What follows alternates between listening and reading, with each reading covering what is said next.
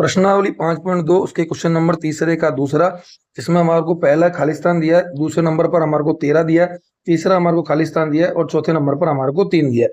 अगर हम यहाँ पर ध्यान से देखें तो A2 बराबर हमारे को दे रखा है 13, A4 हमारे को दे रखा है 3 और A1 हमारे को ज्ञात करना है। उसके अलावा हमारे को A3 जो है यहाँ पर ज्ञात करना है। तो हम पहले दोनों के फॉर्मूला लिख लेते हैं।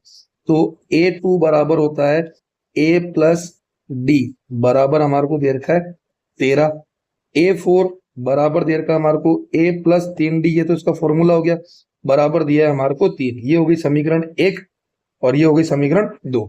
आगे समीकरण 1 व समीकरण 2 में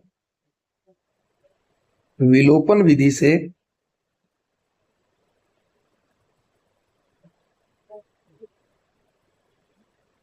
अगर मान रखते हैं तो A प्लस डी बराबर आ गया हमारे पास 13, A प्लस 3D बराबर आ गया हमारे पास 3। हमेशा नीचे वाली समीकरण के चिन्ह बदल जाते हैं तो उनको बदल देते हैं, ये माइनस और ये माइनस। ध्यान से देखा जाए तो ये तो एक प्लस में और एक माइनस में कट गया। यहाँ बच रहा है हमारे पास माइनस के 2D, क्यों 3D में से प्लस का 1D गया, माइनस के 2D बचेंगे। यहाँ बच रहा है हमारे पास 10, 13 में से 3 गए 10, तो D बराबर आ जाएगा हमारे पास 10 बटे में माइनस के 2। तो D बराबर आ गया हमारे पास प्लस माइनस माइनस और D बराबर आ गया हमारे पास माइनस के 5।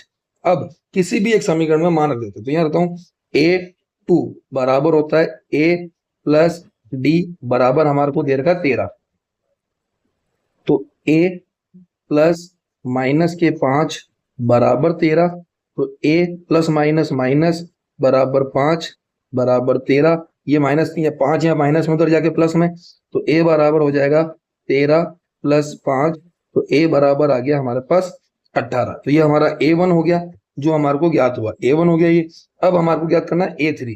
A3 का फॉर्मूला क्या है, A3 बराबर होता है A प्लस 2D।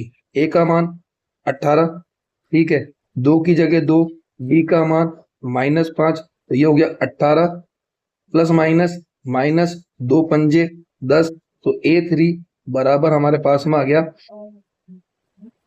8। दोनों हमारे पास मान ज्ञात हो चुके हैं।